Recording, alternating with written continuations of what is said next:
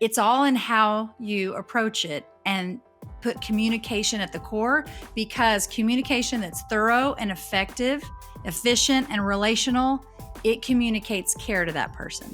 That's right. So communication communicates care. And so you're caring for them by having a process. So if you don't have a process, that's why I would say it's so important, no matter what size of church or team you have, to have some kind of intentional process. And also pray into that and ask the Lord to help you develop what is going to work for your team, your structure in your church. So the first thing is that initial interest. You need to have some avenue for people to take that first step where they can learn about involvement and the vision for worship. So what does it look like to be involved on your team? What is your team's mission statement? What is the culture? What is the vision of the worship ministry at your church? If you don't have that, you need to create that and develop that and pray and ask the Lord, what is at the heart and the core of our worship ministry, so that when people come, we can tell them that. Amber Piers, welcome back to the Churchfront Worship and Tech podcast. Hello, I'm glad to be here. We have just wrapped part 1 of this episode, and I had to break it up into 2 parts because there was such gold on the kind of team and vocal side of things that Amber you're gonna have to listen, because it is just worth its weight in gold, the value that she brought to our audience. And so if you haven't listened already, there'll be a link in the show notes and you can go back and listen to that portion. But in this episode, we're going to talk about a couple things. One is going to be, I think we're going to title this episode Processes with a Purpose. Amber dropped that before we started recording, and it's perfect. I think it'll be perfect for the episode. So we're going to talk about the process of building out a leadership pipeline and really taking somebody from start, part A, maybe they're just showing interest to the team, all the way to being kind of a key worship leader or leader on the team. And then really how to build a culture of that into your ministry. So if you're, struggling to build a team, struggling to scale your ministry, you're the only one who can lead, you're the only one who can serve in your capacity. That's something that we want to help you grow out of. And that means that you need to start raising up leaders. And so Amber's going to help us and give some insight there. Amber, why don't you reintroduce yourself, give us a little bio of who you are, what you do, and what you're up to these days. Well, hello. Thank you for having me. I'm glad to be back and just so honored to be a part. I love your content and what you are bringing to worship ministries all over the world. So thank you for that. And I am in Dallas, Texas. I live there with my husband of 2 years, David. And I have been a part of Gateway Church for 18 years, serving there as a worship pastor and many other roles there. But I just stepped out last year to be in full-time ministry. And I started the Worship Life, which is a nonprofit that goes and coaches and trains and encourages worship teams through in-person workshops, but also online workshops. And I just love to be with worship teams and love on them, support them, encourage them any way I can, and take the experiences that I've learned in the 30 years of ministry and help them build processes that pastor people through those processes with purpose. That's a lot of P's. And and just to help them in areas where they're stuck, kind of coach them through that, ask questions, kind of help them with strategies and processes to be the best worship leaders, pastors that they can possibly be, and just so that they can have effective ministries and have worship experiences that help people experience God's presence in a powerful way. I want to get right into it because I think there'll be a lot to offer here from your experience. So let's talk about the end goal. The end goal is that, you would have anybody who would express interest have a clear system to walk through of being, everything from where they're expressing interest, having the ability to do that in a clear, concise way, all the way to assessing kind of where you would place them, and then having a growth trajectory to how you could increase their skills and allow them to pursue leadership. And I think what we talked about a lot on the previous episode was having a culture of feedback and having a culture where this is kind of expected. Like the growth trajectory includes steps of review and feedback and assessment.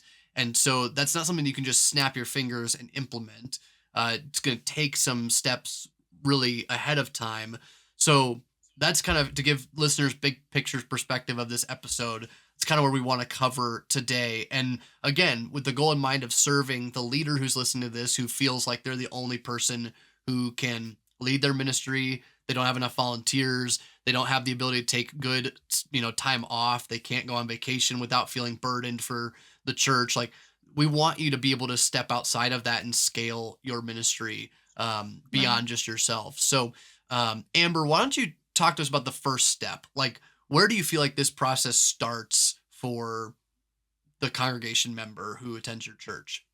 Okay. And I first want to say that as a worship ministry, you want your process to be simple enough for Mhm. anyone to be involved that's interested in some way, yet intentional and thorough enough so that your worship teams are people who are of character and of skill. And Yep. so I would say this is something that's very dear to my heart, that processes have communication at the core.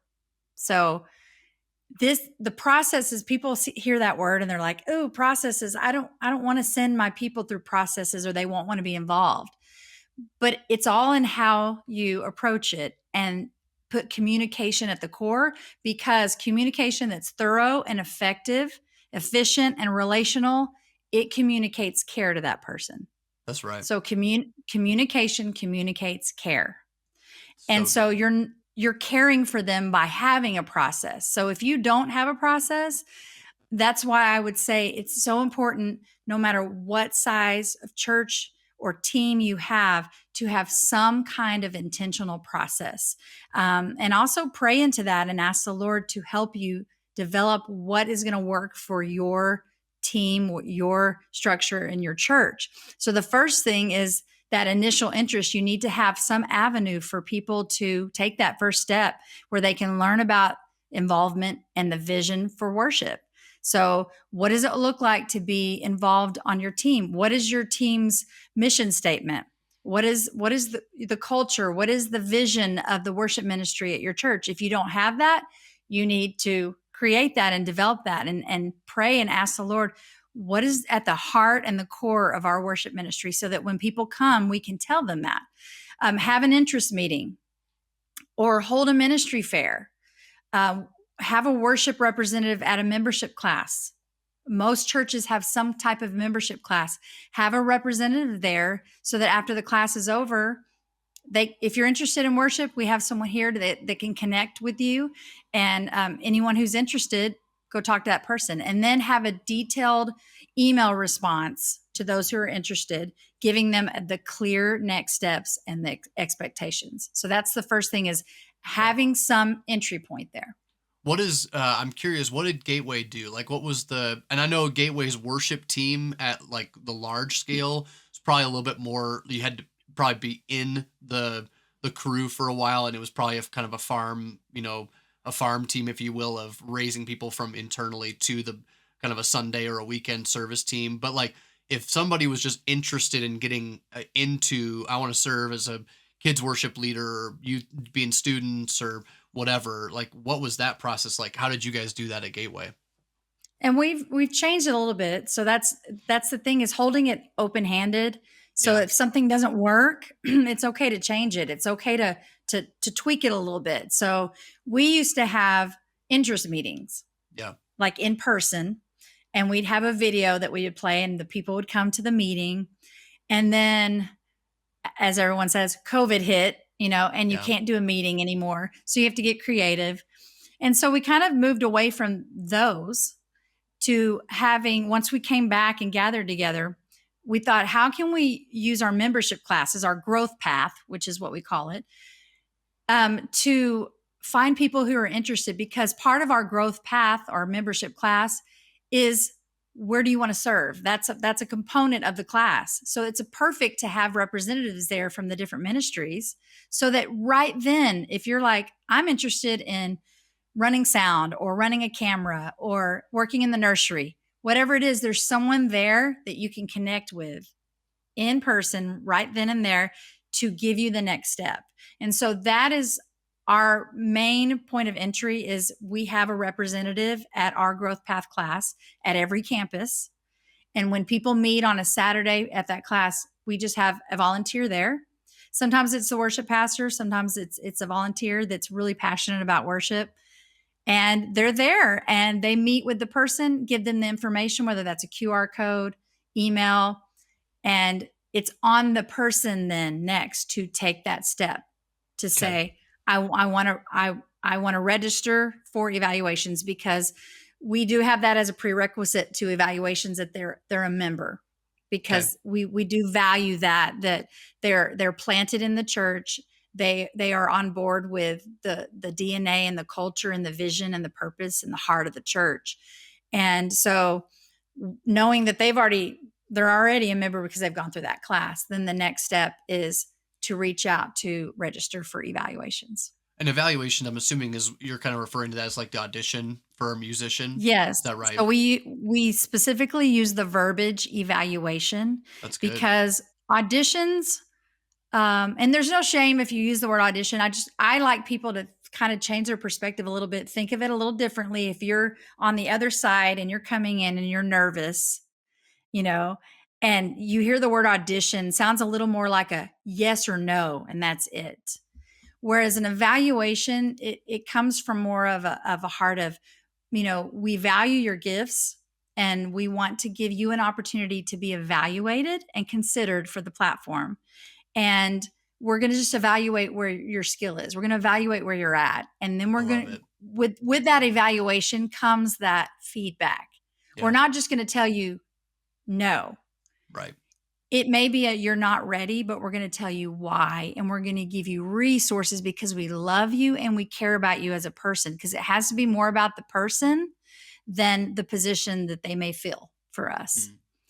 And that is why the process with a purpose matters. Yep. I remember too, I mean, just to re-emphasize that and encourage listeners, the language that you choose for these things does matter.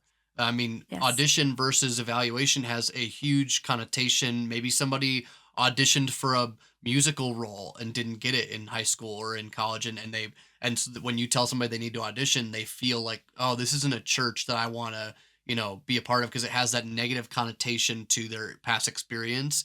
And I'm not saying that you need to protect against every word, but evaluation definitely creates an opportunity for some explanation to why it's called that. And I think there's a pastoral moment there that creates some trust and reliability. I do remember there was a tech director that said they changed their language from the tech team to the production team, because they felt like there was a barrier for people. Even though churches, they're like, it's not a production, we're not doing a production.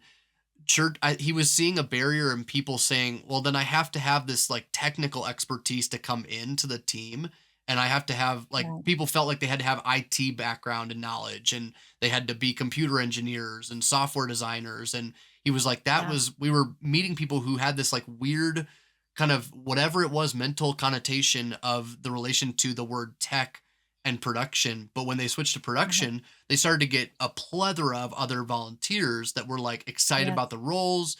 And so, just to reemphasize what you said, like, language in this process with a purpose matters. So It really does. assess those Absolutely. different terms that you're using with your people. Right, because it evaluations communicates that we're walking alongside with them. Yeah, that's good. And we're giving them that specific feedback, and we're giving them intentional steps to take so that they can grow, which shows them that you care about them as an individual. It's not like, hey, we have a piano position to fill, or we need a vocalist and we need you to, help us fill that spot. Hmm. Oh, no, no, it's a no. Sorry. That's not very Right. caring to that person. And so we have always called them evaluations, and it's really, like you said, language does matter. And when you put the why behind it, always go back to your why. Always Yeah. communicate the why behind it. So I explained to them, like, we are going to evaluate where you are and give you steps to grow. Right. And right away, they already feel pastored and they haven't even gone through the evaluation yet. Yeah. How do you Yeah. prepare them for the evaluation? Is it in person? Is it online? Like, do you have a templated thing that you send to everybody? What's the situation like there? Yes, it is in person, and we try to have it at either multiple dates or multiple locations to give people some options if Yeah. they work and things like that. Um, but once COVID hit and we had to kind of pivot to, oh, now we have to do some video, then we've kind of incorporated a hybrid of that. So if someone is sick and they can't make the in person, then we allow for that video component so that Yeah. we're not limiting them to, or they'd have to wait till the next one, which could be 3 months away.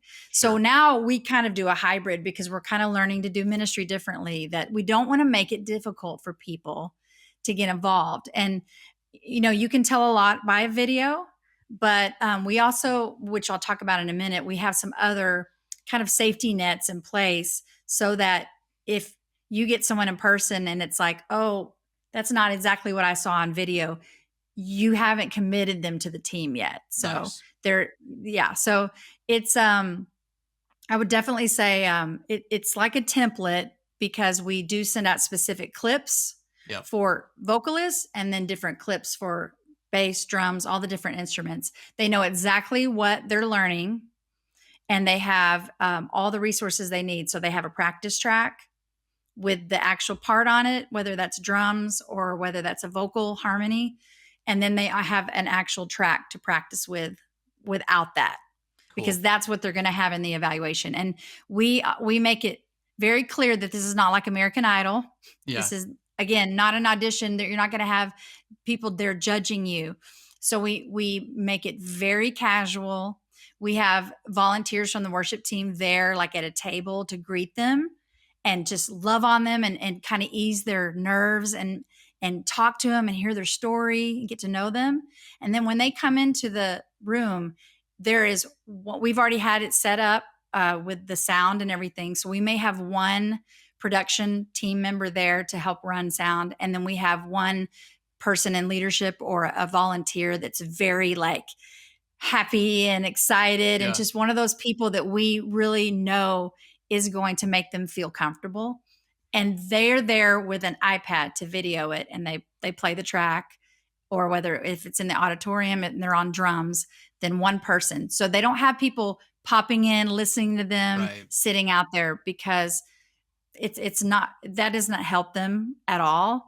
And so we've seen them be very effective to make sure they know that they're not going to have like some panel judging Yeah. them. And what we do is we take the video and then we have our leadership look at the video and we discuss it together. But somebody's in the room with them during the kind of execution of the video. Like while they're recording the video, there's a Yes. production person, but there's a team member there kind of listening There is a team physically. member there that is intentionally placed there, Yeah. someone that with the personality to walk them through whether they get choked up or they Yeah. forget the lyrics or they're Excellent. having a hard time. And a lot of times it's been me because I'm very passionate about being there. But if you're the worship leader, you you don't have to be there. You actually can have a high level volunteer that has a great personality that's going to make them feel welcome. And I just have a script for them to just make sure they hit the record button, things like that. Yep. But it's very laid out for them. And but we're very purposeful to make sure it's a person that is going to be so loving and caring to those people, because they come in so scared a lot of the Yeah. times. Yeah. What would you say the thing I hear all the time, and I'm just showing my cards here for the podcast listeners, and I promise I'm not a meanie, but uh the thing I hear all the time about auditions is that people's first step is to bring them to a rehearsal. What do you think about that strategy? Like, do you think that's a good first step? Do you think that's a worthwhile first step, or do you have thoughts on that? Before an evaluation? Yeah, like when somebody expresses interest, they're like, "Okay, well, you need to come to a rehearsal for 2 weeks and then we'll see if you like it and then, we'll assess music like musicianship." Like any feedback on that or thoughts on that? Um, I feel like it's a little backwards. We do the rehearsal, but that's after they've been invited to coaching, Yeah. which comes after evaluation. So, um, I don't think that you need a bunch of people in your rehearsal time that you don't even know if they have the skill to Right. be on the platform. Yep. So, we're very intentional to first we share our vision, we share our mission statement and the heart behind the ministry. And then if they're like, I'm on board with that, then they Yep. evaluate. And then Right. after that, we start kind of showing them this is really like, this is what's involved. And then they can decide, do I want to be a part of this or Right. not? I just feel like a lot of what leaders are trying to get out of having somebody come to a rehearsal is, do you feel like it's a cultural fit? And that's what they want to communicate. Is they're like, they want the volunteer who's interested to kind of sit through rehearsal, listen to the worship leader kind of direct rehearsal, see how rehearsal goes. And I think all of that kind of boils down to like, okay, we want to make sure you feel comfortable culturally. Does this feel like an environment that you enjoy? Does the time make sense for your schedule? All that kind of stuff.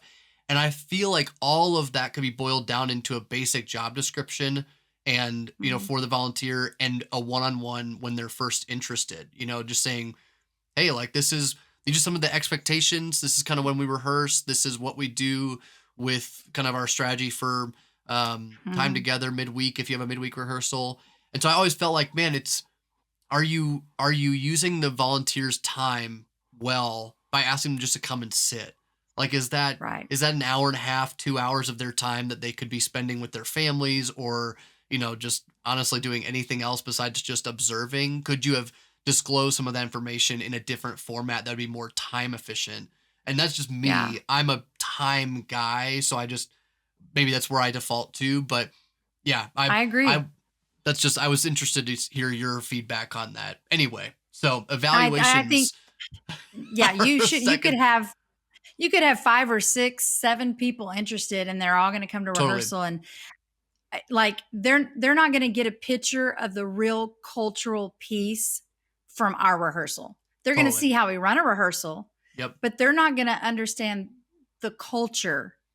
And Yeah. that's not really a piece that we even show them until we have invited them to Yeah. come be a part and then go through kind of the development part, which again is still a safety net before they're actually invited on the team. Yep. And it's a piece that's probably the biggest piece is the next piece after evaluations that's missing from most churches process. Yeah. Get into And it. it's missing because obviously a lot of people will say staffing. We don't have the staffing to have like coaching. So let me explain kind of what we do is so we have our evaluations 3 to 4 times a year. And that's what I recommend to the churches that I coach is if someone misses it and comes in, right after, you need to be able a few months later for them to evaluate again and not have them wait Hmm. a whole year or we want to provide an opportunity for people to come in at certain points. And so we have them 3 to 4 times a year to keep that consistent path open for people to get involved. Also, our evaluations are a revolving door. So, like, if they get a you're not ready, then we give them resources and ask them to get further training or to work on something. Then we have an open door for them to come back and evaluate again. That's good. After 3 4 times we might need to have the conversation that Right. this is probably not the ministry for you. I would say those evaluations, once they get the results, and that needs to be a clear, concise, kind email in a timely manner that lays out the steps. And if they're not ready, then we give them those specific areas for them to work on. We give them resources to help them grow, and then we allow them to come back. And then for those that we feel are ready, like doesn't mean like they don't have room to grow, but we feel like we see something in them that we could develop, or they are definitely, maybe they have experience in the past, they're ready. Yeah. Then I tell them, y'all need to have some kind of coaching or training camp so to speak, those who had a strong evaluation that received like an invitation to coaching. That's kind of how we word it. It's an invitation to coaching, means that we see potential for them for platform ministry. Yeah. And the purpose of coaching, because remember, all these processes have a purpose. The purpose of coaching is to provide the technical skill coaching for kids, students, young adults, adult, whatever it may be, while you're teaching DNA, culture, and expectation. Yeah. So this is kind of that piece that's been missing between evaluations and, oh, you're on the team. Teach them about what does your culture look like? What's your verbiage? What's the language you're using? At Gateway, we have very specific language Sure. that is, you hear it from kids worship all the way to adults, and it's the same all the way through. It's the same language, and the expectations, what those are. And you can do this in various ways. You can use training videos. If you don't want to have like an in-person coaching, you could do training videos. Discussions, hold coaching nights. We have coaching nights for 6 weeks. It's just 6 weeks. Sometimes people could do 4 weeks. I have had churches implement this after I've talked with them about it, consulted, and they've implemented coaching nights and they love it. And they're like, this is what we were missing, because now this is where they see what a rehearsal looks like. How does a sound check run? Okay, then they actually get to do it. So they have a mock service. This is a great place to involve your existing team leaders that you may want to raise up to co-leaders. Bring them in and have them lead the set with these people who are being coached. It's a great time for your production team volunteers to learn camera or to run lyrics or to run sound, whatever. It's a safe place to mess up, to fail.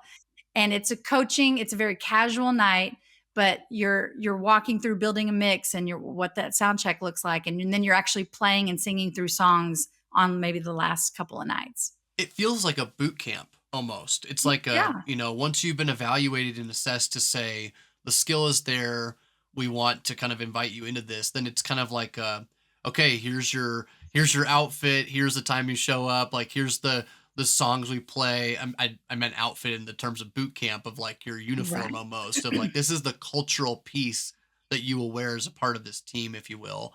I think that's super unique. I've never heard of anybody talking about that, but you're saying that you do it in a variety of forms, both in person, online. Like, are you doing the whole experience and then you're eventually getting them to an in-person experience where they're doing a mock service of some sort? Or is it kind of a hybrid or a hodgepodge depending on the season?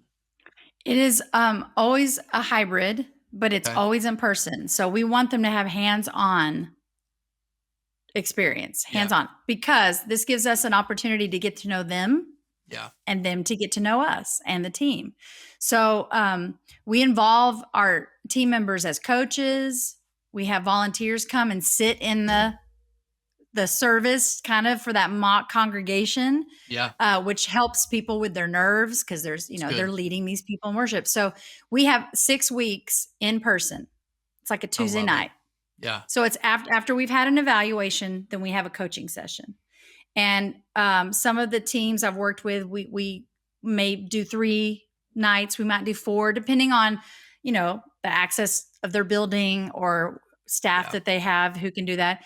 And then we have a portal that has some videos to help complement that. So they watch the videos on their own, which is mostly all about character, just the heart of worship, why we worship, what corrupts our worship, how do we worship. It's a lot of the theology and culture pieces. And they watch that, and then we come together and we discuss it for about 15 minutes. So we have that little piece of discussing what we watched, and then we go right to the sound check. And we split vocals and band, and we work with the vocals on their parts, and they look at that number chart that we talked about in the other episode. We look at the number chart and we walk through what a vocal rehearsal looks like, what a band rehearsal looks like. And then we come together at the end of the night at the last like 30 minutes, and we run a set of like 2 songs. And we're doing that like the last 3 weeks so that they have time on the platform with a microphone, with in ears, and they've already gone through all that. They've kind of worked out some of the kinks. Yeah. And then if at the end of that, we've had time to see how do they respond to feedback? Hmm. Are we seeing any red flags or concerns in coaching after we're giving them specific feedback? How are they implementing that? And what's great is we get to really know them during that time, and they feel so set up well that if they're invited to the platform team after that, when they show up, they're like, they get their pack, they get their, they know exactly Yeah. what to do. And they're not kind of like confused, like what's going on, what's happening. And their first time to do that is actually in a service, Yeah. which that's their worst nightmare. That everyone I talked to, they're like, we loved that we got a chance to do this before actually being in a service Right. and leading. The lights are So turned coaching, on, your in-ears are in, you're not hearing the click for the yes, first time in your life. Like right. it can be a little daunting to step into that role for the first time. So doing it outside of a Sunday a couple times to get some of that muscle memory is super helpful. Right. And then if they can't do it in person, then I say think outside of the box, be creative, but have some kind of process where you're giving them videos or something teaching them about the click, teaching them Yep. about their mix, giving them resources so that when they show up, they have that in their tool belt Yep. before you're just kind of throwing them in a service and they're like, what do I do? You know? Yeah, I would say too to just continue to reemphasize what you're saying and how important it is. The worst thing that you could do is just say, "Well, I don't have time for that." And, "Oh, my week's already busy enough," because this is the thing that will set your ministry up for success or failure. And I say that Right. understanding that, yes, like the Lord and spirituality and our walk with God, all of that is the foundation. I'm talking about the logistics that need to be worked out to build a thriving, growing, scalable ministry beyond yourself. If you are listening and saying, well, I don't have the staff to do that. Well, one of the things I would encourage people to do is to move their rehearsals to Sunday morning so that you can take an extra night of the week and do this. Like, if you can do this and you can set your volunteers up for success by doing a night of the week, a Tuesday from, 6 to 8 or whatever, where you're doing this with them. And that just means that you got to prepare a little bit more during the week and do an earlier rehearsal on Sunday. But that might mean that your volunteers come in way more prepared, way more Right. equipped to serve in your ministry, and just more informed. Like, I think you're going to grow your ministry way quicker than if you just stick to your, like, come to rehearsal method or whatnot. I think this is Right. really the linchpin of what will set somebody up to successfully serve or, fall by the wayside, if you will. Do you agree with Right. And that? here's yes, and here's the thing. If you say, "Well, I don't have time," like if you literally just you could record a rehearsal that you have. And in that one rehearsal, maybe it's like you're doing a YouTube video. You're talking through what's going on in the rehearsal. You're giving them a view of what it would be like if they were in coaching. Just video it. Do one video and it's a one and done, and you have that video. Yep. Do a little video on culture or expectations of the team, things like that. You do it one time and then you have it going forward for everybody. But it's like you said, if you're the only person that's leading, you're tired, you're worn out, like you can't afford not to find Right. time to do this, because once you do it initially, if you're not doing ongoing coaching, you can make some videos or some resources to give to them to set them up well. And you're going to avoid a lot of problems in the future, because if you don't do this, you're going to be like, oh, I didn't tell them the expectations. Oh, I didn't tell them about, our culture. Oh, I didn't have a handbook. They don't know what to expect.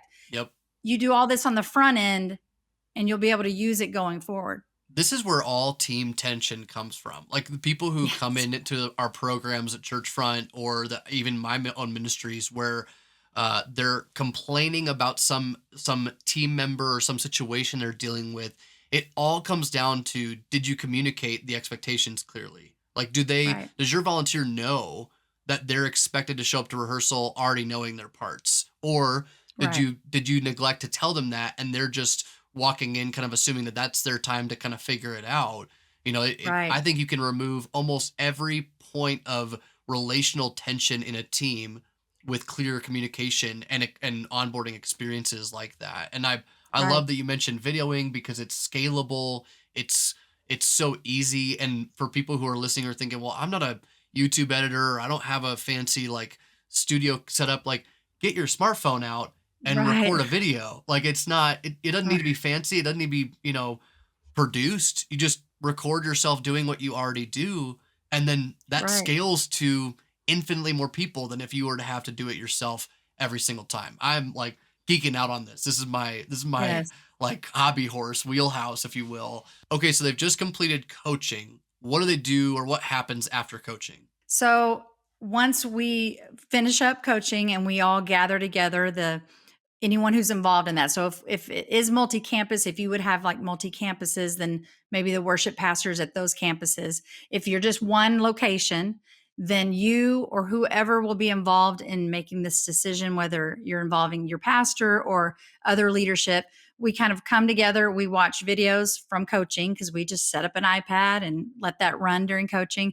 We talk about what we saw and feedback that was given. And if we feel like they're ready for the platform, whether that's a kids platform, young adults, whatever that might be, then we have a connection point, whether that's a coffee with them, it could be an email, it could be some kind of meeting, but it's a connection point where they receive all the information that they're invited to the team. We say thank you for being a part of coaching, and after prayerful consideration, we want to invite you to be a part of whatever that team is. So if it's the young adults and it's only the young adults and not the adult team, then we specify that.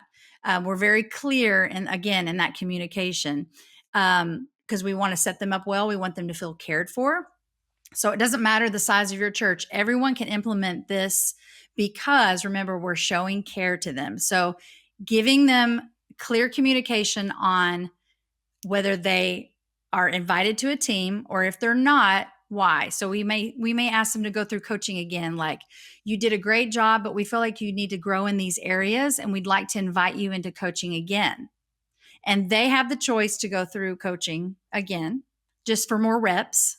Right. And we've had lots of people do that.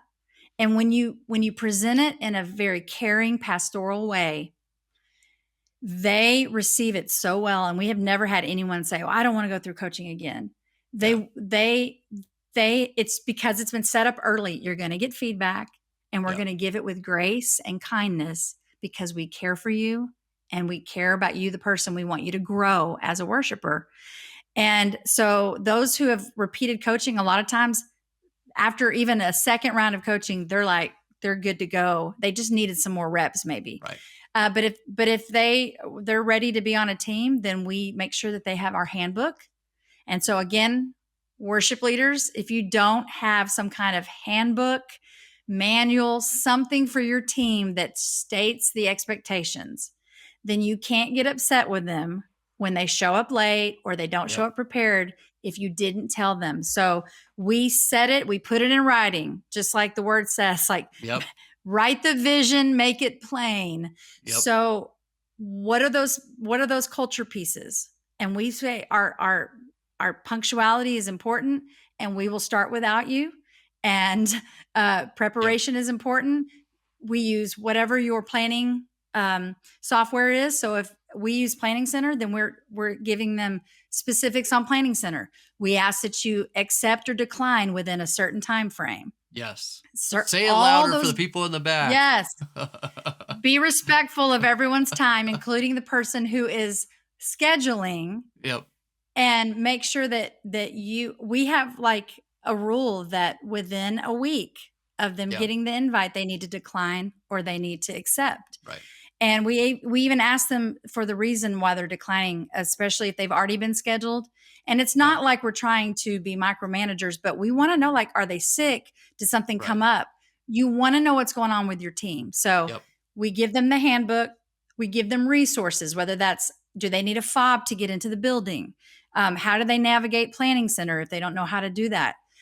Maybe we'll give them a gift like a journal. Just anything kind of to welcome them that they would need. Like if they were starting a job, if you're going to a Yeah. job, they give you a badge, they give you whatever they need for your specific ministry to set them up well, to make them feel cared for and prepared. Then we do that. And then depending on where they're serving, we might have them shadow a service. If that makes them feel more comfortable, they're welcome to come shadow a service and see what it looks like behind the scenes in real time, Yeah. and then schedule them after that. And then I would specifically encourage you to have some kind of growth card or some kind of assessment periodically for your team members for the Yeah. tenure that they're on your team, to evaluate their growth, to celebrate their progress, to discuss any challenges and issues that you have. So that feeds into that feedback culture that we Right. established early on with evaluations. See, we Yep. didn't wait till they got on the team. We gave them feedback at evaluations. We gave them feedback during coaching. And we told them, you're going to get feedback even when you're on the team. This isn't like Right. I've arrived and I don't need to learn anything. We all need to grow. And so Yep. you're going to get feedback.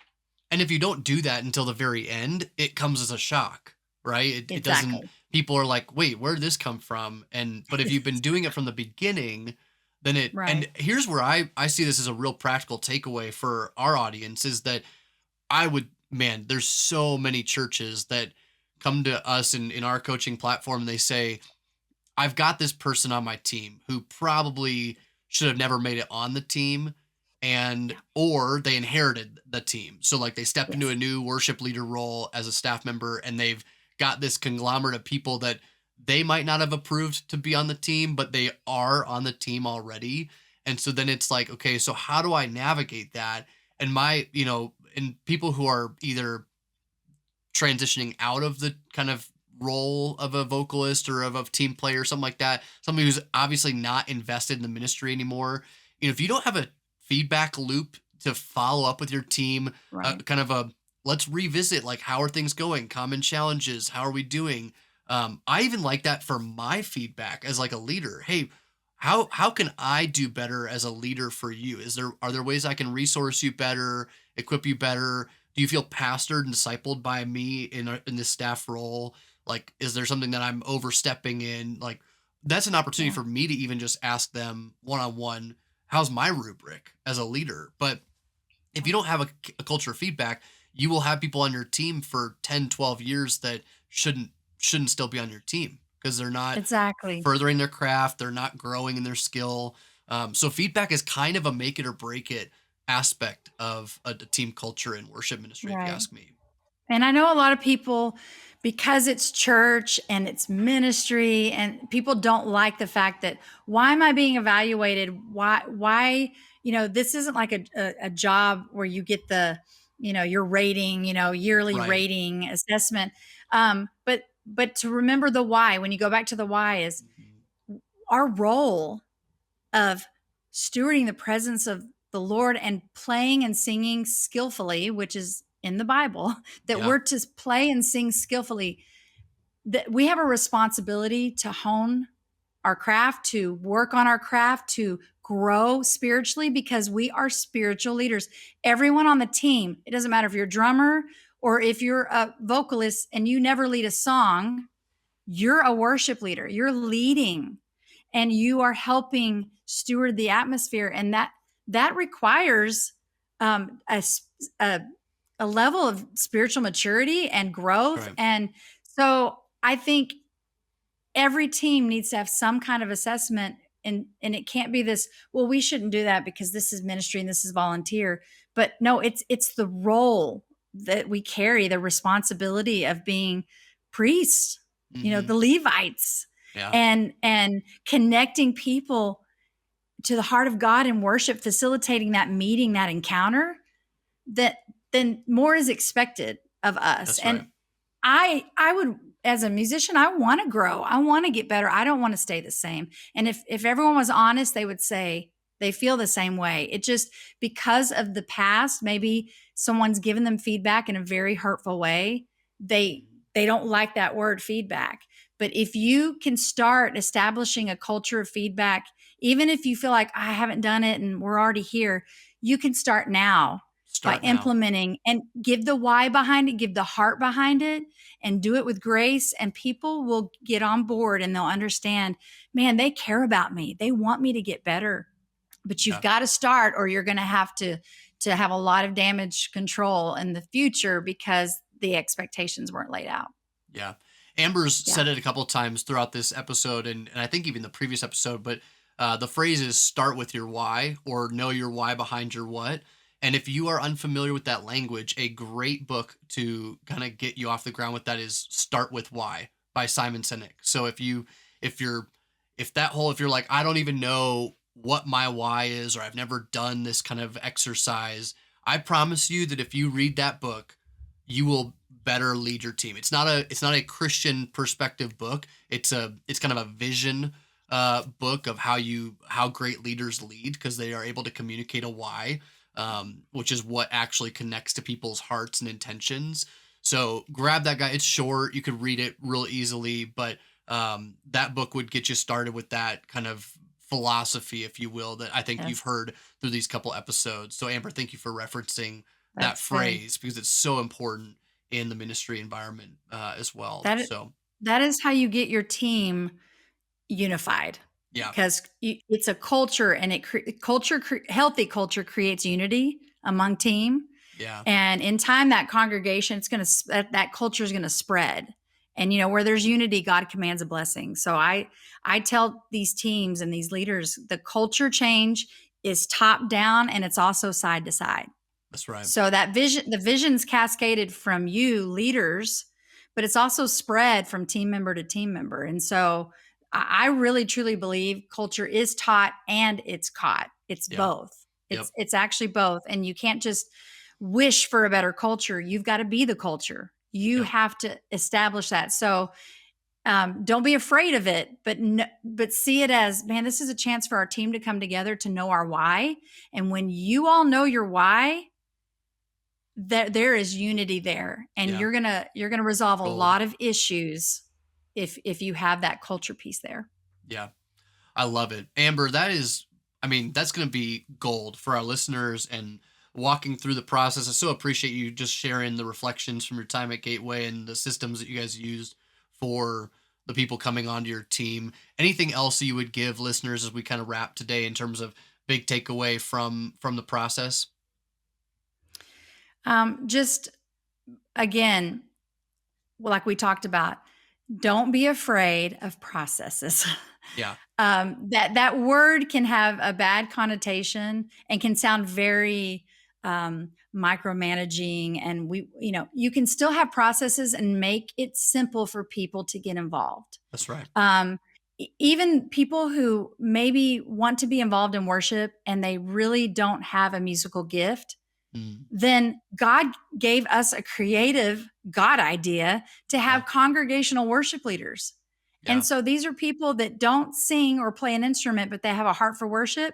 We send them the song list, and they know the songs, and they're in the congregation in their seat worshiping. So think outside of the box. Like, yeah, the Holy Spirit will give you creativity to do what you need to do with what you have. Like, and pray in the people that you're needing. Pray in the volunteers. If you feel like I'm all by myself, I don't have anyone, the Lord knows. He knows, and He will bring in those people. But just be ready to have a process that's simple but purposeful and thought out and intentional.